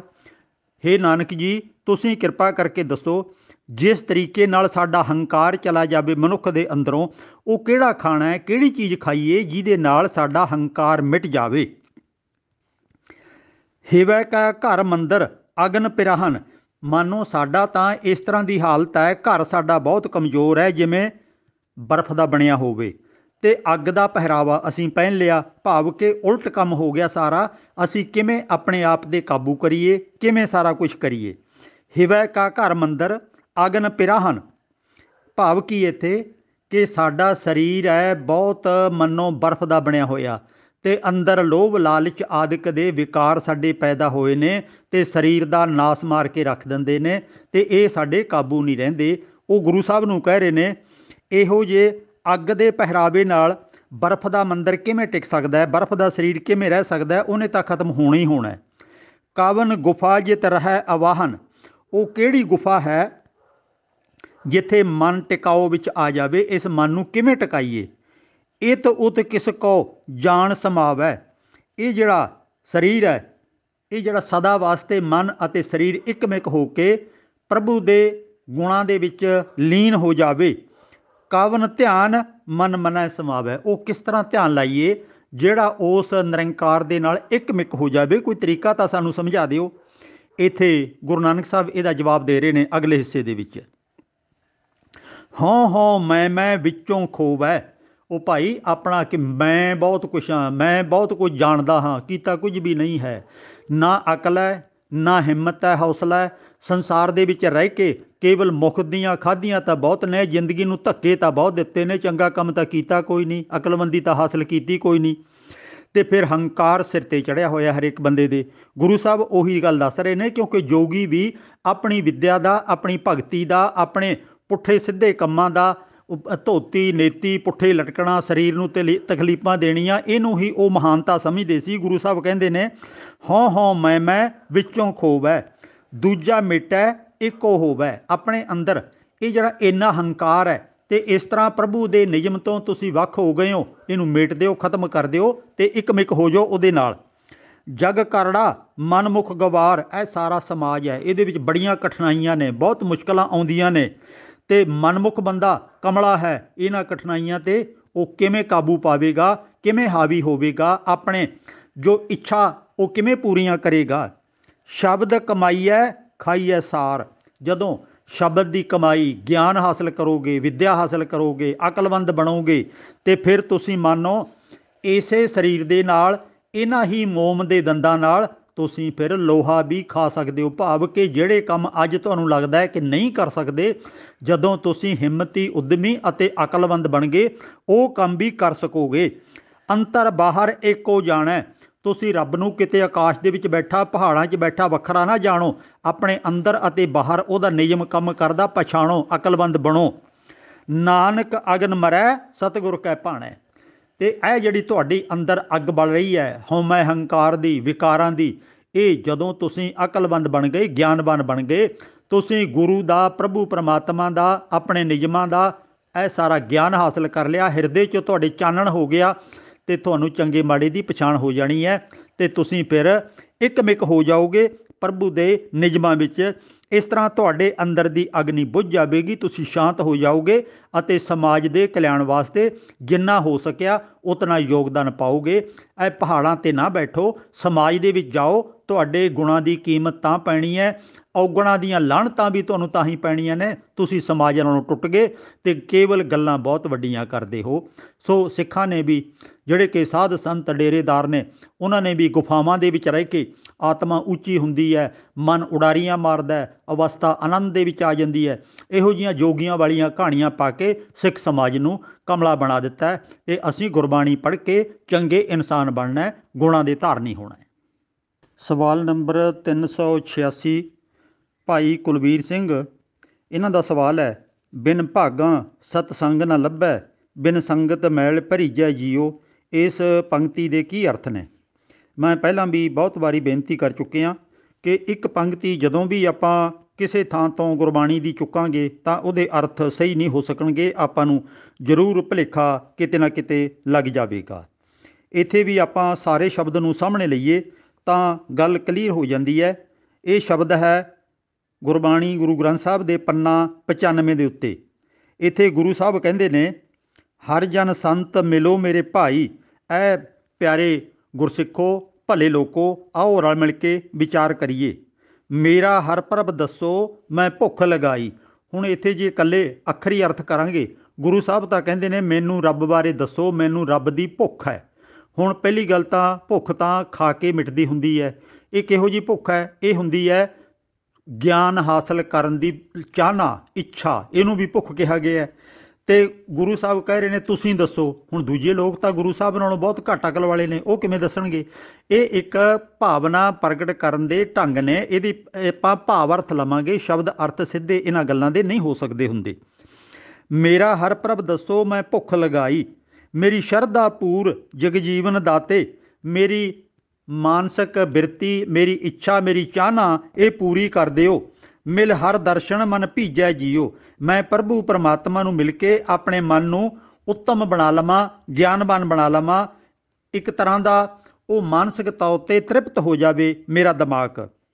ਮਿਲ ਸਤ ਸੰਗ ਬੋਲੀ ਹਰ ਬਾਣੀ, ਮੈਂ ਸੰਗਤ ਦੇ ਵਿੱਚ ਆ ਕੇ ਵਿਚਾਰ ਕਰਨੇ ਸਿੱਖ ਜਾਵਾਂ, ਬੋਲਣਾ ਸਿੱਖ ਜਾਵਾਂ, ਗਿਆਨ ਹਾਸਲ ਕਰ ਲਵਾਂ। ਹਰ ਹਰ ਕਥਾ ਮੇਰੇ ਮਨ ਭਾਣੀ, ਪ੍ਰਭੂ ਪਰਮਾਤਮਾ ਬਾਰੇ ਗਿਆਨ ਹਾਸਲ ਕਰਨ ਦੀ ਜਿਹੜੀ ਵਿਚਾਰ ਚਰਚਾ ਹੈ ਉਹ ਮੇਰੇ ਮਨ ਨੂੰ ਚੰਗੀ ਲੱਗਦੀ ਹੈ। ਹਰ ਹਰ ਅੰਮ੍ਰਿਤ ਹਰ ਮਨ ਭਾਵੈ, ਮਿਲ ਸਤਿਗੁਰ ਅੰਮ੍ਰਿਤ ਪੀਜੈ ਜੀਓ। ਇਸੇ ਤਰ੍ਹਾਂ ਅੰਮ੍ਰਿਤ ਹਰ ਮਨ ਭਾਵੈ, ਭਾਵ ਕਿ ਅੰਮ੍ਰਿਤ ਵਰਗੇ ਮਿੱਠੇ ਬੋਲ, ਅੰਮ੍ਰਿਤ ਵਰਗੇ ਚੰਗੇ ਕੰਮ ਮੈਨੂੰ ਚੰਗੇ ਲੱਗਦੇ ਨੇ। ਮਿਲ ਸਤਿਗੁਰ ਅੰਮ੍ਰਿਤ ਪੀਜੈ ਜੀਓ, ਗੁਰੂ ਤੋਂ ਇਹ ਗੁਣਾਂ ਦੀ ਪ੍ਰਾਪਤੀ ਹੁੰਦੀ ਹੈ। ਵਡਭਾਗੀ ਹਰ ਸੰਗਤ ਪਾਵੈ, ਭਾਗਹੀਣ ਭਰਮ ਚੋਟਾਂ ਖਾਵੈ। ਉਹ ਵੱਡੇ ਭਾਗਾਂ ਵਾਲੇ ਇਨਸਾਨ ਨੇ ਜਿਹੜੇ ਸੰਗਤ ਦੇ ਵਿੱਚ ਜਾਂਦੇ ਨੇ, ਗਿਆਨ ਹਾਸਲ ਕਰਦੇ ਨੇ। ਅਤੇ ਜਿਹੜੇ ਭਰਮਾਂ 'ਚ ਪਏ ਲੋਕ ਨੇ ਉਹ ਠੋਕਰਾਂ ਖਾਂਦੇ ਨੇ, ਜ਼ਿੰਦਗੀ ਉਹਨਾਂ ਨੂੰ ਕਿਸੇ ਤਰੀਕੇ ਵੀ ਸਫਲਤਾ ਉਹ ਜ਼ਿੰਦਗੀ 'ਚੋਂ ਹਾਸਲ ਨਹੀਂ ਕਰ ਸਕਦੇ। ਬਿਨ ਭਾਗਾਂ ਸਤਸੰਗ ਨਾ ਲੱਭੈ, ਬਿਨ ਸੰਗਤ ਮੈਲ ਭਰੀਜੈ ਜੀਓ। ਇਸ ਤਰ੍ਹਾਂ ਇਹ ਜਿਹੜਾ ਸ਼ਬਦ ਇੱਥੇ ਇਕੱਲਾ ਭਾਗਾਂ ਵਾਲੇ ਪਾਸੇ ਨਹੀਂ ਮੋੜਨਾ। ਭਾਗ ਜੇ ਗਿਣਨੇ ਨੇ ਤਾਂ ਇਹ ਮੰਨੀ ਆਪਾਂ, ਗੁਰੂ ਨੂੰ ਮਿਲ ਕੇ ਸਾਡਾ ਜੀਵਨ ਬਦਲ ਜਾਂਦਾ ਹੈ, ਉੱਚਾ ਹੋ ਜਾਂਦਾ ਹੈ। ਇਹਨੂੰ ਭਾਗਾਂ ਵਾਲੇ ਸ਼ਬਦ ਦੇ ਵਿੱਚ ਆਪਾਂ ਕਹਿ ਲਈਏ ਜ਼ਿੰਦਗੀ ਦਾ ਇੱਕ ਭਾਗ, ਜ਼ਿੰਦਗੀ ਦਾ ਇੱਕ ਹਿੱਸਾ ਉਹ ਫਿਰ ਉੱਤਮ ਬਣ ਗਿਆ, ਜਿਹੜਾ ਅਸੀਂ ਗੁਰੂ ਤੋਂ ਮੱਤ ਲੈ ਕੇ ਸੰਵਾਰ ਲਿਆ। ਅਤੇ ਨਹੀਂ ਤਾਂ ਪਹਿਲਾਂ ਸਾਡਾ ਜ਼ਿੰਦਗੀ ਦਾ ਬਹੁਤ ਵੱਡਾ ਹਿੱਸਾ ਬੇਕਾਰ ਚਲਾ ਗਿਆ। ਮੈਂ ਆਏ ਮਿਲੋ ਜਗਜੀਵਨ ਪਿਆਰੇ, ਐ ਜ਼ਿੰਦਗੀ ਜਿਉਣ ਵਾਲੇ ਪਿਆਰਿਓ ਮੈਨੂੰ ਮਿਲੋ ਆ ਕੇ। ਹਰ ਹਰ ਨਾਮ ਦਇਆ ਮਨ ਧਾਰੇ, ਆਓ ਪ੍ਰਭੂ ਪਰਮਾਤਮਾ ਨੂੰ ਮਨ ਦੇ ਵਿੱਚ ਵਸਾਈਏ। ਗੁਰਮਤਿ ਨਾਮ ਮੀਠਾ ਮਨ ਭਾਇਆ, ਗੁਰੂ ਦੀ ਮੱਤ ਉਹਦਾ ਨਾਮ ਕੀ ਹੈ? ਗੁਰੂ ਦੀ ਮੱਤ, ਗੁਰੂ ਦੀ ਸਿੱਖਿਆ, ਗੁਰੂ ਦਾ ਉਪਦੇਸ਼, ਇਹੋ ਹੀ ਸਾਡੇ ਵਾਸਤੇ ਨਾਮ ਹੈ। ਇਹ ਸਾਨੂੰ ਚੰਗਾ ਲੱਗ ਜਾਵੇ। ਜਨ ਨਾਨਕ ਨਾਮ ਮਨ ਭੀਜੈ ਜੀਓ, ਇਹੋ ਹੀ ਉਹਦਾ ਨਾਮ ਹੈ। ਇਹ ਸਾਡੇ ਹਿਰਦੇ 'ਚ ਵਸ ਜਾਵੇ, ਸਾਡਾ ਹਿਰਦਾ ਉਹਦੇ 'ਚ ਭਿੱਜ ਜਾਵੇ, ਭਾਵ ਉਹਦੇ 'ਚ ਇੱਕ ਸੁਰ ਹੋ ਜਾਵੇ। ਅਸਲ ਦੇ ਵਿੱਚ ਕੁੱਲ ਮਿਲਾ ਕੇ ਗੁਰੂ ਦੀ ਮੱਤ ਦੇ ਨਾਲ ਮਨੁੱਖ ਦਾ ਜੀਵਨ ਬਦਲ ਜਾਂਦਾ ਹੈ। ਜਦੋਂ ਜੀਵਨ ਬਦਲ ਗਿਆ, ਅਕਲਮੰਦ ਬਣ ਗਿਆ, ਹਿੰਮਤੀ ਬਣ ਗਿਆ, ਤਾਂ ਉਹਦੇ ਜੀਵਨ ਦੇ ਵਿੱਚ ਬਦਲਾਅ ਆਉਣਾ ਸ਼ੁਰੂ ਹੋ ਜਾਂਦਾ ਹੈ। ਜੇ ਪਹਿਲਾਂ ਗੁਲਾਮੀ ਹੈ, ਗੁਲਾਮੀ ਟੁੱਟੇਗੀ। ਜੇ ਪਹਿਲਾਂ ਕਰਮਕਾਂਡੀ ਹੈ ਤਾਂ ਕਰਮਕਾਂਡ ਛੱਡ ਦੇਵੇਗਾ। ਜੇ ਪਹਿਲਾਂ ਵਹਿਮਾਂ ਭਰਮਾਂ 'ਚ ਹੈ ਤਾਂ ਉਹਨਾਂ ਨੂੰ ਤਿਆਗ ਦੇਵੇਗਾ। ਗੱਲ ਕੀ, ਗੁਰੂ ਦੀ ਮੱਤ ਲੈ ਕੇ ਜ਼ਿੰਦਗੀ ਬਦਲ ਜਾਂਦੀ ਹੈ। ਇਹੋ ਹੀ ਸਾਡੇ ਭਾਗ ਨੇ, ਇਹੋ ਹੀ ਸਾਡੇ ਭਾਗਾਂ ਦੇ ਵਿੱਚ ਲਿਖਿਆ ਵਾਲੀ ਗੱਲ ਹੈ ਜਿਹੜੀ, ਉਹ ਇਸ ਤਰ੍ਹਾਂ ਭਾਗ ਬਦਲਦੇ ਨੇ। ਭਾਵ ਕਿ ਗੁਰੂ ਦੀ ਮੱਤ ਲੈ ਕੇ ਚੰਗਾ ਇਨਸਾਨ ਬਣ ਜਾਣਾ ਹੀ ਸਮਝ ਲਓ ਸਾਡੇ ਭਾਗਾਂ 'ਚ ਗੁਰੂ ਦੀ ਮੱਤ ਲਿਖੀ ਸੀ, ਅਸੀਂ ਉਹ ਪ੍ਰਾਪਤ ਕਰ ਲਈ। ਪਰ ਇਹ ਗੁਰੂ ਦੀ ਮੱਤ ਦੇ ਨਾਲ ਸਾਰਾ ਕੁਝ ਹੋਣਾ ਹੈ, ਆਪਣੇ ਆਪ ਭਾਗਾਂ ਦੇ ਵਿੱਚ ਲਿਖਿਆ ਹੋਇਆ ਕੁਝ ਇਹੋ ਜਿਹਾ ਨਹੀਂ ਹੈ। ਉਹ ਅਸੀਂ ਹਿੰਮਤ ਕਰਕੇ ਆਪਣੀ ਕਿਸਮਤ ਬਦਲਣ ਦਾ ਉਪਰਾਲਾ ਆਪ ਕਰਨਾ ਹੈ। ਸਵਾਲ ਨੰਬਰ 387 ਭਾਈ ਜਗਜੀਤ ਸਿੰਘ ਮੋਗਾ, ਇਹਨਾਂ ਦਾ ਸਵਾਲ ਹੈ, ਸਿੱਖ ਧਰਮ ਵਿੱਚ ਰਹਿਤ ਕੁਰਹਿਤ ਤੋਂ ਕੀ ਭਾਵ ਹੈ? ਗੁਰੂ ਪਿਆਰ ਵਾਲਿਓ, ਰਹਿਤ ਦਾ ਮਤਲਬ ਹੈ ਉੱਚੇ ਢੰਗ ਨਾਲ ਬਿਨਾਂ ਵਿਕਾਰਾਂ ਤੋਂ ਜ਼ਿੰਦਗੀ ਬਤੀਤ ਕਰਨੀ, ਬੁਰਾਈਆਂ ਨੂੰ ਤਿਆਗ ਦੇਣਾ, ਚੋਰੀਆਂ ਠੱਗੀਆਂ ਨੂੰ ਤਿਆਗ ਦੇਣਾ, ਵਿਭਚਾਰ ਨੂੰ ਤਿਆਗ ਦੇਣਾ, ਰਿਸ਼ਵਤਖੋਰੀ ਨੂੰ ਤਿਆਗ ਦੇਣਾ, ਬੇਈਮਾਨੀਆਂ ਤਿਆਗ ਦੇਣੀਆਂ। ਭਾਵ ਕਿ ਜਿਹੜੇ ਵੀ ਔਗਣ ਨੇ ਸਮਾਜ ਨੂੰ, ਜਿਹਨਾਂ ਔਗਣਾਂ ਦੇ ਨਾਲ ਨੁਕਸਾਨ ਪਹੁੰਚਦਾ ਉਹਨਾਂ ਦਾ ਤਿਆਗ ਕਰਨਾ, ਇਹ ਸਭ ਤੋਂ ਵੱਡੀ ਗੱਲ ਹੈ। ਗੁਰਬਾਣੀ ਨੇ ਚੰਗੇ ਇਨਸਾਨ ਬਣਾਉਣ ਵਾਸਤੇ ਸਾਨੂੰ ਉਪਦੇਸ਼ ਕੀਤਾ ਹੈ। ਅਤੇ ਇਹ ਜਿਹੜੀਆਂ ਕੁਰੈਤਾਂ ਨੇ ਇਹਨਾਂ ਨੂੰ ਤਿਆਗਣਾ। ਰਹਿਤ ਦਾ ਮਤਲਬ ਹੈ ਗੁਣਵਾਨ ਇਨਸਾਨ ਬਣਨਾ, ਸਾਰਿਆਂ ਨਾਲ ਪਿਆਰ ਭਰਿਆ ਸਲੂਕ ਕਰਨਾ, ਮਿੱਠਾ ਬੋਲਣਾ ਅਤੇ ਆਪਣੀ ਜ਼ਿੰਮੇਵਾਰੀ ਵਧੀਆ ਤਰੀਕੇ ਨਾਲ ਨਿਭਾਉਣੀ। ਆਪਣੇ ਆਪ ਤੋਂ ਲੈ ਕੇ ਕਿ ਮੈਂ ਆਪਣੀ ਸਿਹਤ ਨੂੰ ਅਤੇ ਆਪਣੇ ਦਿਮਾਗ ਨੂੰ ਠੀਕ ਢੰਗ ਨਾਲ ਪੇਸ਼ ਕਰਨਾ ਹੈ ਅਤੇ ਠੀਕ ਢੰਗ ਨਾਲ ਇਹਦੀ ਵਰਤੋਂ ਕਰਨੀ ਹੈ, ਵਿੱਦਿਆ ਹਾਸਲ ਕਰਨੀ ਹੈ। ਫਿਰ ਸਮਾਜ ਦੇ, ਪਰਿਵਾਰ ਦੇ ਅਤੇ ਦੇਸ਼ ਦੇ ਭਲੇ ਵਾਸਤੇ, ਮਨੁੱਖਤਾ ਦੇ ਭਲੇ ਵਾਸਤੇ ਜਿੰਨਾ ਕੁਝ ਆਪਾਂ ਕੰਮ ਕਰ ਸਕਦੇ ਹਾਂ ਉਹ ਮੈਂ ਕਰਾਂਗਾ। ਅਤੇ ਇਹ ਹੈ ਸਾਡੀ ਰਹਿਤ, ਚੰਗਾ ਇਨਸਾਨ ਬਣ ਕੇ ਪਰਉਪਕਾਰ ਕਰਨੇ। ਗੁਰੂ ਨਾਨਕ ਸਾਹਿਬ ਅਤੇ ਬਾਕੀ ਗੁਰੂ ਸਾਹਿਬਾਨਾਂ ਨੇ ਲੋਕਾਂ ਦੇ ਭਲੇ ਵਾਸਤੇ ਕਿੰਨਾ ਕੁਝ ਕੀਤਾ, ਉਹ ਉਹਨਾਂ ਦੀ ਜ਼ਿੰਦਗੀ ਦਾ ਹਿੱਸਾ ਬਣ ਗਿਆ, ਰਹਿਤ ਬਣ ਗਈ। ਭਾਵੇਂ ਉਹਨਾਂ ਦੇ ਸਰੀਰ ਲੇਖੇ ਲੱਗ ਗਏ, ਪਰ ਉਹਨਾਂ ਨੇ ਆਪਣੀ ਜ਼ਿੰਮੇਵਾਰੀ ਤੋਂ ਮੂੰਹ ਨਹੀਂ ਮੋੜਿਆ। ਜਿਹੜੀ ਆਪਣੀ ਉਹਨਾਂ ਨੇ ਧਾਰਨਾ ਪੱਕੀ ਕਰ ਲਈ ਕਿ ਇਹ ਮੇਰੀ ਰਹਿਤ ਹੈ, ਰਹਿਣ ਦਾ ਮੇਰਾ ਢੰਗ ਹੈ, ਅਤੇ ਉਹ ਉਹਨਾਂ ਨੇ ਕੰਮ ਪੂਰਾ ਕਰਨ ਦਾ ਯਤਨ ਕੀਤਾ। ਅਸੀਂ ਵੀ ਆਪਣੀਆਂ ਜ਼ਿੰਮੇਵਾਰੀਆਂ ਦੇ ਵਿੱਚ ਪਰਪੱਕ ਹੋਈਏ, ਔਗਣਾਂ ਨੂੰ, ਬੁਰਾਈਆਂ ਨੂੰ ਤਿਆਗ ਦਈਏ। ਜਿਹੜੀਆਂ ਬਾਕੀ ਰਹਿਤਾਂ ਕੁਰਹਿਤਾਂ ਨੇ ਇਹ ਤਾਂ ਸਾਨੂੰ ਝਟਪਟ ਸਮਝ ਆ ਜਾਣਗੀਆਂ ਕਿ ਜਿਨ੍ਹਾਂ ਨਿੱਕੀਆਂ ਗੱਲਾਂ ਦੇ ਵਿੱਚ ਮੈਂ ਉਲਝਿਆ ਹੋਇਆ ਸੀ ਉਹ ਬਹੁਤ ਮੇਰੀ ਰਾਹ ਦੇ ਵਿੱਚ ਰੁਕਾਵਟ ਬਣੀਆਂ ਹੋਈਆਂ ਸੀ, ਮੈਂ ਉਹਨਾਂ ਨੂੰ ਤਿਆਗ ਦੇਵਾਂਗਾ। ਸਪਸ਼ਟ ਉਹ ਰਾਹ ਜਿਹੜਾ ਗੁਰੂ ਨੇ ਬਾਣੀ ਦੇ ਰਾਹੀਂ ਸਾਨੂੰ ਦੱਸਿਆ ਉਹ ਮੈਂ ਅਪਣਾਵਾਂਗਾ। ਵੱਧ ਤੋਂ ਵੱਧ ਗਿਆਨ ਹਾਸਲ ਕਰਕੇ ਲੋਕ ਭਲਾਈ ਦੇ ਕੰਮ ਕਰਾਂਗਾ। ਬਾਕੀ ਰਹਿਤਾਂ ਕੁਰਹਿਤਾਂ ਤੇ ਬਾਕੀ ਬਹੁਤ ਛੋਟੀਆਂ ਨੇ, ਉਹਨਾਂ ਦੀ ਗਿਣਤੀ ਮਿਣਤੀ ਜੇ ਆਪਾਂ ਕਰ ਲਈਏ, ਕਿਤੇ ਰਹਿਤਨਾਮਿਆਂ 'ਚ, ਕਿਤੇ ਰਹਿਤ ਮਰਿਆਦਾ 'ਚ, ਕਿਤੇ ਹੋਰ ਬਹੁਤ ਕੁਝ ਲਿਖਿਆ ਪਿਆ, ਉਹਦੀ ਬਹੁਤੀ ਪਰਵਾਹ ਕਰਨ ਦੀ ਲੋੜ ਨਹੀਂ। ਚੰਗੇ ਇਨਸਾਨ ਜਦੋਂ ਮਨੁੱਖ ਬਣ ਜਾਂਦਾ ਹੈ ਉਦੋਂ ਉਹਨੂੰ ਫਿਰ ਬੁਰਾ ਕੰਮ ਕਰਨ ਦੀ ਔੜਦੀ ਹੀ ਨਹੀਂ, ਉਹ ਬੁਰੇ ਕੰਮਾਂ ਤੋਂ ਆਪਣੇ ਆਪ ਨੂੰ ਪਾਸੇ ਰੱਖਦਾ। ਸੋ ਬੁਰਾਈਆਂ ਤੋਂ ਬਚੋ, ਇਹੋ ਹੀ ਸਾਡੀ ਰਹਿਤ ਹੈ। ਭਾਈ ਜਗਜੀਤ ਸਿੰਘ ਮੋਗਾ, ਇਹਨਾਂ ਦੇ ਅੱਗੇ ਇੱਕ ਹੋਰ ਸਵਾਲ ਹੈ, ਕੀ ਗੁਰੂ ਗ੍ਰੰਥ ਸਾਹਿਬ ਨੂੰ ਵੇਦ ਕਹਿ ਸਕਦੇ ਹਾਂ? ਜੀ ਨਹੀਂ, ਸਾਡੇ ਕੋਲੇ ਗੁਰਬਾਣੀ, ਸ਼ਬਦ, ਸਿੱਖਿਆ, ਗੁਰੂ ਦੀ ਮੱਤ, ਗੁਰੂ ਗ੍ਰੰਥ ਸਾਹਿਬ, ਕਿੰਨੇ ਸਾਰੇ ਨਾਮ ਪਹਿਲੇ ਹੀ ਮੌਜੂਦ ਨੇ। ਇਹਨੂੰ ਵੇਦ ਕਹਿਣ ਦੀ ਕੋਈ ਲੋੜ ਨਹੀਂ ਹੈ। ਅਸੀਂ ਇਹਨੂੰ ਗੁਰੂ ਦਾ ਉਪਦੇਸ਼, ਗੁਰੂ ਦੀ ਮੱਤ, ਗੁਰੂ ਦਾ ਗਿਆਨ, ਹੋਰ ਬਹੁਤ ਕੁਝ ਕਹਿ ਸਕਦੇ ਹਾਂ। ਅਤੇ ਵੇਦ ਨੇ ਜਿਹੜੇ, ਕਦੀ ਇਹ ਪਰਖ ਕਰਕੇ ਦੇਖੋ, ਜਿਹੜੀ ਚੀਜ਼ ਨੂੰ ਅਸੀਂ ਸਾਹਮਣੇ ਲਿਆਉਣਾ ਚਾਹੁੰਦੇ ਹਾਂ, ਉਭਾਰਨਾ ਚਾਹੁੰਦੇ ਹਾਂ, ਉਹਦੀ ਪਹਿਲਾਂ ਪਰਖ ਕਰੀਏ ਕਿ ਉਹਦੀ ਆਊਟਪੁੱਟ ਕੀ ਹੈ, ਉਹਨੇ ਸਮਾਜ ਨੂੰ ਦਿੱਤਾ ਕੀ ਹੈ। ਵੇਦਾਂ ਨੇ ਦਿੱਤੀ ਜਾਤ ਪਾਤ, ਬ੍ਰਾਹਮਣ, ਖੱਤਰੀ, ਵੈਸ਼, ਸ਼ੂਦਰ, ਪਾਟੋ ਧਾੜ ਪਾ ਦਿੱਤੀ ਅਤੇ ਇੱਕ ਦੂਜੇ 'ਤੇ ਨਫ਼ਰਤ ਪੈਦਾ ਕਰ ਦਿੱਤੀ। ਫਿਰ ਵੇਦਾਂ ਨੇ ਦਿੱਤਾ ਜਿਹੜਾ ਜੰਗਲਾਂ ਦੇ ਵਿੱਚ ਜਾ ਕੇ ਭਗਤੀ ਤਪੱਸਿਆ ਕਰਨੀ। ਵੇਦਾਂ ਨੇ ਦਿੱਤੇ ਅਨੇਕ ਦੇਵੀ ਦੇਵਤੇ ਜਿਹੜੇ ਕਲਪਤ ਨੇ। ਵੇਦਾਂ ਨੇ ਦਿੱਤਾ ਔਰਤ ਨੂੰ ਪੈਰ ਦੀ ਜੁੱਤੀ ਸਮਝਣਾ, ਅਤੇ ਵੇਦਾਂ ਨੇ ਦਿੱਤਾ ਹੋਮ, ਬਲੀ, ਜਗ ਕਰਨੇ, ਉਹਦੇ ਵਿੱਚ ਪਸ਼ੂਆਂ ਦੀ ਅਤੇ ਮਨੁੱਖਾਂ ਤੱਕ ਦੀ ਬਲੀ ਦੇ ਦੇਣੀ। ਵੇਦਾਂ ਨੇ ਦਿੱਤਾ ਹੋਰ ਬਹੁਤ ਕੁਝ ਜਿਹੜਾ ਵਿਹਲੜ ਲੋਕ ਪੈਦਾ ਕਰਦਾ ਅਤੇ ਕੰਮ ਕਰਨ ਵਾਲੇ ਕਾਮਿਆਂ ਦਾ ਇੱਥੇ ਅਪਮਾਨ ਕੀਤਾ ਗਿਆ। ਉਹਨਾਂ ਵੇਦਾਂ ਦੇ ਵਿੱਚ ਜਿਹੜਾ ਇੰਨਾ ਕੁਝ ਲਿਖਿਆ ਪਿਆ, ਆਊਟਪੁੱਟ ਉਹਦੀ ਅਸੀਂ ਵੇਖ ਰਹੇ ਹਾਂ, ਅਤੇ ਫਿਰ ਉਹੀ ਨਾਮ ਰੱਖਣ ਦਾ ਆਪਣੇ ਆਪ ਨੂੰ ਕਿਹੜਾ ਮਤਲਬ ਹੈ? ਇਹਦੀ ਕੀ ਲੋੜ ਪਈ ਹੈ ਅਸੀਂ ਉਹ ਨਾਮ ਆਪਣੇ ਗੁਰੂ ਗ੍ਰੰਥ ਸਾਹਿਬ ਦਾ ਰੱਖੀਏ? ਗੁਰੂ ਪਿਆਰਿਓ, ਭਾਵੇਂ ਕਿ ਪੁਰਾਤਨ ਸਮੇਂ 'ਚ ਵੇਦ ਸ਼ਬਦ ਵਿਦ ਤੋਂ ਬਣਿਆ, ਵਿਦ ਜਾਣੀ ਕਿ ਵਿੱਦਿਆ, ਵਿਦਵਾਨ, ਪਰ ਅੱਜ ਇਹ ਸ਼ਬਦ ਕੋਈ ਆਦਰ ਦਾ ਸੂਚਕ ਨਹੀਂ ਰਿਹਾ, ਕਿਉਂਕਿ ਇਹਦੇ ਨਾਲ ਬਹੁਤ ਸਾਰੀਆਂ ਗਲਤ ਕਹਾਣੀਆਂ ਜੁੜ ਚੁੱਕੀਆਂ ਹੋਈਆਂ ਨੇ, ਕਾਲਪਨਿਕ ਕਹਾਣੀਆਂ ਜੁੜ ਚੁੱਕੀਆਂ ਹੋਈਆਂ ਨੇ। ਗੁਰੂ ਗ੍ਰੰਥ ਸਾਹਿਬ ਹੈ ਜਿਹੜਾ, ਇਹ ਸਾਨੂੰ ਅੱਜ ਵਿਗਿਆਨਕ ਯੁੱਗ ਦੇ ਅਨੁਸਾਰ ਵਧੀਆ ਜ਼ਿੰਦਗੀ ਜਿਉਣ ਦਾ ਢੰਗ ਦੱਸਦਾ। ਇਹਨੂੰ ਵੇਦ ਕਹਿਣ ਤੋਂ ਸੰਕੋਚ ਕਰੀਏ, ਇਹਨੂੰ ਵੇਦ ਨਹੀਂ, ਇਹਨੂੰ ਕੇਵਲ ਗੁਰੂ ਕੀ ਬਾਣੀ, ਗੁਰੂ ਕੀ ਸਿੱਖਿਆ, ਗੁਰੂ ਦਾ ਉਪਦੇਸ਼ ਹੀ ਮੰਨੀਏ।